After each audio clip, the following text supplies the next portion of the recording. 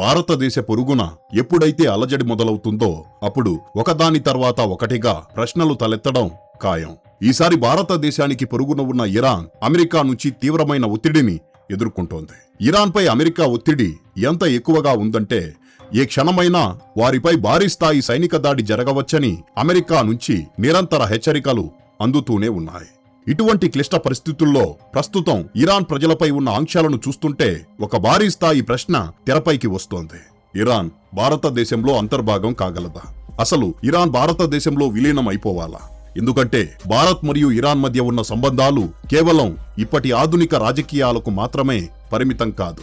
వీటి మూలాలు వేల సంవత్సరాల నాటి ఉమ్మడి వారసత్వంలోనూ మన పూర్వీకుల చరిత్రలోనూ లోతుగా పాతుకుపోయి ఉన్నాయి. పూర్వకాలంలో అఖండ భారత్ అనే భావన కోణంలో చూస్తే ఇరాన్లోని కొన్ని ప్రాంతాలపై భారతదేశ నియంత్రణ గతంలోనూ ఉండేది. కాబట్టి నేటి సమకాలీన పరిస్థితుల్లో అఖండ భారత్ భావనతో ముందుకు సాగుదాం. అసలు నిజాన్ని తెలుసుకునే ప్రయత్నం చేద్దాం. కానీ ముందుకు వెళ్లబోయే ముందు దయచేసి ఈ వీడియోను లైక్ చేయండి. అలాగే మన ఛానల్ను సబ్స్క్రైబ్ చేసుకోండి. ఎందుకంటే ఇది మీకు కేవలం ఒక సెకను పనే, కానీ మాకు మాత్రం ఇది ఎంతో పెద్ద సహాయం అవుతుంది. శ్రీ రాఘవేంద్ర జ్యోతిషాలయం శ్రీ ఎంకే శాస్త్రి గారు ప్రముఖ జ్యోతిష్యులు. స్త్రీ పురుష వశీకరణం 100% గ్యారంటీ. భర్తను పరస్త్రీ వ్యామోహం నుండి విడిపించడానికి, భార్యను పరపురుష సహవాసం నుంచి విడిపించడానికి, మీరిష్టపడ్డవారు మీ నుంచి దూరమై ఉంటే స్త్రీ వశీకరణ, పురుష వశీకరణం, ప్రేమ సమస్య, ప్రేమ వివాహం, అత్తాకోడళ్ల సమస్యలు, భార్యాభర్తల కలహాలు, లైంగిక సమస్య, సంతాన సమస్య, ఇంకా మీకెటువంటి సమస్యలున్నా దైవ శక్తి పూజలు చేసి పరిహారం చేయగలరు. ఈ రోజే సంప్రదించండి.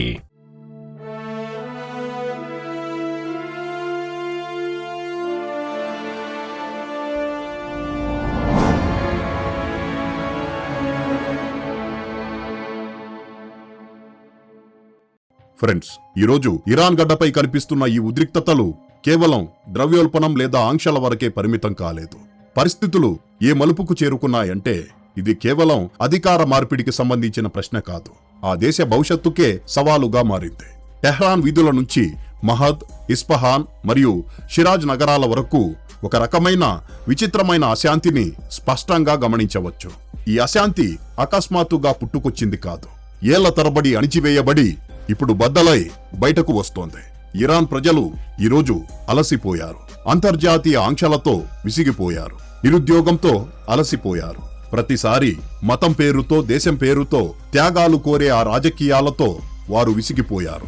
ప్రతిఫలంగా మిగిలింది కేవలం భయం, పెరిగిన ధరలు మరియు అనిశ్చిత భవిష్యత్తు మాత్రమే. మహిళలపై విధించిన ఆంక్షలు ఈ ఆగ్రహానికి మరింత ఆజ్యం పోశాయి. సామాన్య కుటుంబాలకు 2 పూటలా పొట్ట నింపుకోవడం కూడా ఇప్పుడు ఒక పెద్ద సవాలుగా మారుతోంది. నేడు పరిస్థితి ఎలా ఉందంటే ఈ వ్యతిరేకత ఏదో చిన్న సమస్యకు పరిమితం కాలేదు. ప్రజల ఆగ్రహం ఇప్పుడు నేరుగా అధికార శిఖరాగ్రంపై పడింది. వీధుల్లో ఒకే పేరు పదే పదే వినిపిస్తోంది, అలీ ఖమేనీ. ఇన్నాళ్ళు ఏ సుప్రీం లీడర్ పేరు మీద అయితే మొత్తం వ్యవస్థ నడిచిందో ఈరోజు ఆయనే ఆ వ్యవస్థకు అత్యంత బలహీనతగా మారుతున్నట్లు కనిపిస్తున్నారు. ఇరాన్ వీధుల్లో మారుమోగుతున్న నినాదాలు ఇప్పుడు కేవలం నియంతృత్వం నశించాలి అన్నంత వరకే పరిమితం కాలేదు. ఇప్పుడు ఆ నినాదాలు గుర్తింపును, ఆత్మగౌరవాన్ని మరియు భవిష్యత్తును డిమాండ్ చేస్తున్నాయి. మాకు చూపించిన ఆ ఇస్లామిక్ విప్లవ స్వప్నం నేడు ఎక్కడ ఉందని యువత నిలదీస్తోంది. డిగ్రీలు చేతిలో పట్టుకొని కూర్చున్న యువతకు ఉద్యోగాలు ఎందుకు దొరకడం లేదు? చమురు మరియు గ్యాస్ నిల్వలు పుష్కలంగా ఉన్న దేశ ప్రజలు నిత్యావసరాల కోసం క్యూలైన్లలో ఎందుకు నిలబడాల్సి వస్తోంది? సరిగ్గా ఇదే ప్రశ్నల మధ్య మరో చర్చ నెమ్మదిగా ప్రాణం పోసుకుంటోంది. మొదట్లో ఇది కేవలం గుసగుసలుగా ఉండేది, కానీ ఇప్పుడు నినాదంగా మారడం మొదలైంది. ప్రజలు పోల్చి చూడటం మొదలు పెట్టారు. వారు భారతదేశాన్ని ఒక ఆదర్శ దేశంగా చూస్తున్నారు. ఎన్నో వైవిధ్యాలు, ఒత్తిళ్లు ఉన్నప్పటికీ భారత్ తనను తాను ఎలా కాపాడుకుందో గమనిస్తున్నారు. ఇరాన్ సామాన్య ప్రజల కోపం మతంపై కాదు, మతాన్ని అడ్డం పెట్టుకొని ప్రశ్నించే గొంతులను అణిచివేసిన ఆ వ్యవస్థపై ఉంది. అందుకే ఇప్పుడు ఇరాన్ భారతదేశంతో కలిసి ఉండటంలో కూడా ఎలాంటి తప్పు లేదు కదా అనే ప్రశ్న వినిపిస్తోంది. ఇక్కడి నుంచే కథ ఒక కొత్త మలుపు వైపు కదలడం మొదలైంది. నిరసనలు తీవ్రమయ్యే కొద్దీ ప్రభుత్వంలో ఆందోళన కూడా పెరుగుతూ పోయింది. పరిస్థితులను అదుపులోకి తేవడానికి ఇంటర్నెట్ను కట్టడి చేశారు, సోషల్ మీడియాను మూసివేశారు, ఆంక్షలు పెంచేశారు. కానీ గొంతు నొక్కే ప్రయత్నం జరిగినప్పుడే ప్రజలు మరింత బలంగా రోడ్లపైకి వస్తారని చరిత్ర సాక్ష్యం. ఇరాన్లోనూ సరిగ్గా అదే జరిగింది. టెహ్రాన్ యూనివర్సిటీ నుంచి చిన్న చిన్న పట్టణాల వరకు యువత బాహాటంగానే ముందుకు రావడం మొదలైంది. ఈ ప్రదర్శనలకు ఇరాన్ యువత అతిపెద్ద శక్తిగా మారింది. అది చదువుకున్న నిరుద్యోగిగా మిగిలిన యువత, ప్రపంచాన్ని చూసి ఇప్పుడు ప్రశ్నలు అడుగుతున్న యువత. ఆ జన సమూహంలో ఇప్పుడు కేవలం ఆగ్రహం మాత్రమే కాదు, పోలిక కూడా ఉంది. అకస్మాత్తుగా ఎవరు ఊహించని కొన్ని నినాదాలు వినిపించడం మొదలయ్యాయి. కొన్ని చోట్ల మాకు ఇండియా మోడల్ కావాలి అనే గొంతులు వినిపిస్తే, మరికొన్ని చోట్ల బలమైన నాయకత్వం కావాలనే డిమాండ్. ఈ నినాదాలు ఏదో విదేశీ అజెండాలో భాగం కాదు. ఇవి ఒత్తిళ్లు ఉన్నప్పటికీ తమ నిర్ణయాలు తామే తీసుకున్న ఒక దేశంతో చేసుకుంటున్న పోలిక మాత్రమే. ఇక్కడి నుంచే ఇరాన్ భారతదేశంలో చేరాలి అనే చర్చ జోరందుకోవడం ప్రారంభించింది. కొందరు దీనిని పూర్తిగా విలీనంగా చూస్తుంటే, మరికొందరు దీనిని ఒక లోతైన రాజకీయ మరియు సాంస్కృతిక కూటమిగా చూడటం మొదలుపెట్టారు. ఈ విషయం ఇప్పుడు కేవలం సోషల్ మీడియాకే పరిమితం కాలేదు. టీ కొట్లలో, బజార్లలో మరియు ఇళ్లలో జరిగే చర్చల్లో కూడా బాహాటంగానే వినిపిస్తోంది. ఇరాన్ ఇక ఒంటరిగా ఈ ప్రపంచ స్థాయి ఒత్తిడిని తట్టుకోలేదని ప్రజలు చెప్పుకుంటున్నారు. ఎందుకంటే పాశ్చాత్య దేశాల ఆంక్షలు ఆర్థిక వ్యవస్థ వెన్ను విరిచేశాయి. ధరలు విపరీతంగా పెరిగిపోయాయి. కరెన్సీ విలువ పాతాళానికి పడిపోయింది. ప్రభుత్వ లెక్కలు ఎలా ఉన్నా క్షేత్రస్థాయి వాస్తవం ఏంటంటే సామాన్యుడి ఆదాయానికి మరియు ఖర్చుకు మధ్య అగాధం ఏటా పెరుగుతూనే ఉంది. ఇలాంటి సమయంలో ఆర్థికంగా బలంగా ఉండటమే కాకుండా సాంస్కృతికంగా కూడా ఇరాన్తో ముడిపడి ఉన్న దేశంగా వారికి భారతదేశం కనిపించడం మొదలైంది. భారత్ మరియు ఇరాన్ మధ్య ఉన్న బంధం ఈనాటిది కాదు. శతాబ్దాల నాటి నాగరికత మరియు వాణిజ్య అనుబంధం ఉంది. అసలు రెండు దేశాల పూర్వీకులు ఒకప్పుడు ఒక్కటే. మీకు ఆశ్చర్యం కలగవచ్చు, కానీ సుమారు క్రీస్తు పూర్వం 2000 నుంచి 10,500 మధ్య కాలంలో మధ్య ఆసియాలోని ఆక్సస్ లోయ ప్రాంతంలో నివసించిన ప్రజలు ఒకే సమూహానికి చెందినవారు. వారిని ఇండో ఇరానియన్లు అని పిలిచేవారు. ఈ రోజుకి చాలా మంది ఇరానియన్లు అటు అధికారం పేరుతో కానీ ఇటు మతం పేరుతో కానీ భారత్ తమను ఎప్పుడూ మోసం చేయలేదని బలంగా నమ్ముతారు. ఇదే నమ్మకం కారణంగా ఇప్పుడు ఆశతో భారతదేశం పేరును ఉచ్చరిస్తున్నారు.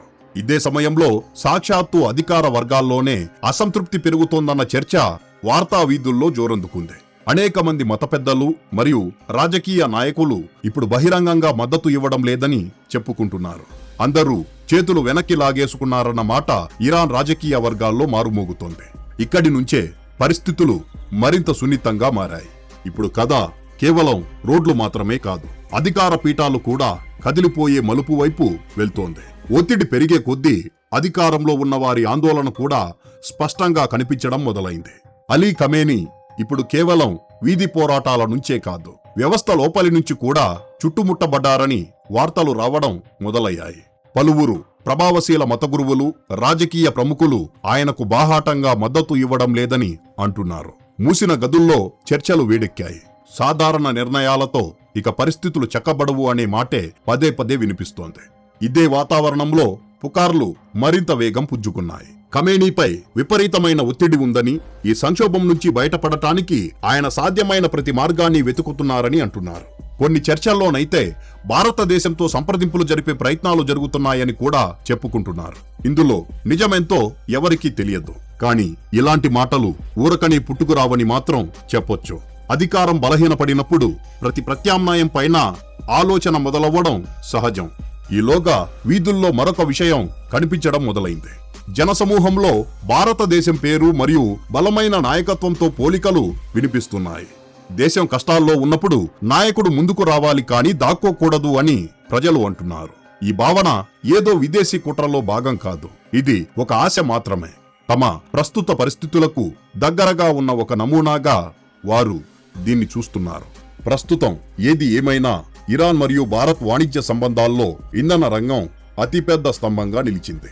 2018-19 వరకు భారత్ ఇరాన్ నుంచి ఏటా సుమారు 2 కోట్ల టన్నుల ముడి చమురును దిగుమతి చేసుకునేది.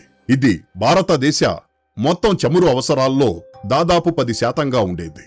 దీని వార్షిక విలువ సుమారు 13 నుంచి 15 బిలియన్ డాలర్ల మధ్య ఉండేది.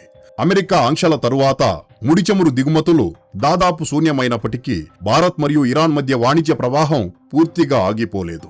నేటికి రెండు దేశాల మధ్య ఏటా 2 నుండి 3 బిలియన్ డాలర్ల మేర చమురేతర వాణిజ్యం కొనసాగుతూనే ఉంది. ఇందులో భారత్ నుంచి ఇరాన్కు బాస్మతి బియ్యం, టీ, మందులు మరియు ఇంజనీరింగ్ సామాగ్రి వెళ్తుంటాయి. అదే సమయంలో ఇరాన్ నుంచి డ్రై ఫ్రూట్స్, రసాయనాలు మరియు ఎరువులు వస్తుంటాయి. ఒక ఆసక్తికరమైన గణాంకం ఏమిటంటే కొన్ని సంవత్సరాల్లో భారతదేశ మొత్తం బాస్మతి ఎగుమతుల్లో దాదాపు 25% ఇరాన్ కొనుగోలు చేసింది.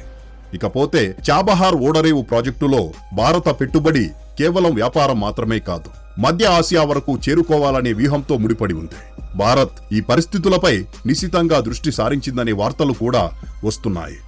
ఎలాంటి అధికారిక ప్రకటన లేదు, ఎలాంటి తొందరపాటు లేదు. కానీ దౌత్య వర్గాల్లో కదలికలను స్పష్టంగా గమనించవచ్చు. ఒకవేళ ఇరాన్ నిజంగానే ఏదైనా కొత్త మార్గం వైపు అడుగులు వేస్తే దాని ప్రభావం కేవలం మధ్యప్రాచ్యం వరకే పరిమితం కాదు, మొత్తం ఆసియా రూపురేఖలే మారిపోతాయి. భారతదేశంలో చేరడం అనేది బహుశా వారికి గౌరవం, రక్షణ మరియు స్థిరత్వాన్నిచ్చే ఆ మార్పు కావచ్చు. ఈ నిర్ణయం అంత సులభం కాదు. వ్యతిరేకత ఉంటుంది, అంతర్జాతీయ ఒత్తిడి ఉంటుంది, కుట్రలు జరుగుతాయి. కానీ ప్రజలు మూకుమ్ముడిగా ఆలోచించడం మొదలుపెట్టినప్పుడు దేశ పటాలే మారిపోతాయని చరిత్ర సాక్ష్యం. ఇరాన్ వీధుల్లో ఎగిసిపడుతున్న ఆ గొంతుక కేవలం వ్యతిరేకతది మాత్రమే కాదు, ఒక కొత్త భవిష్యత్తుది. ఇప్పుడు ప్రశ్న ఈ మార్పు జరుగుతుందా లేదా అన్నది కాదు.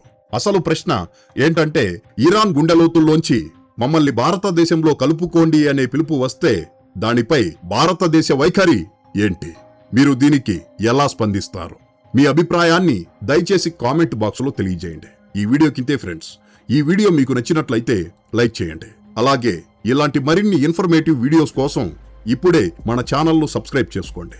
జై హింద్.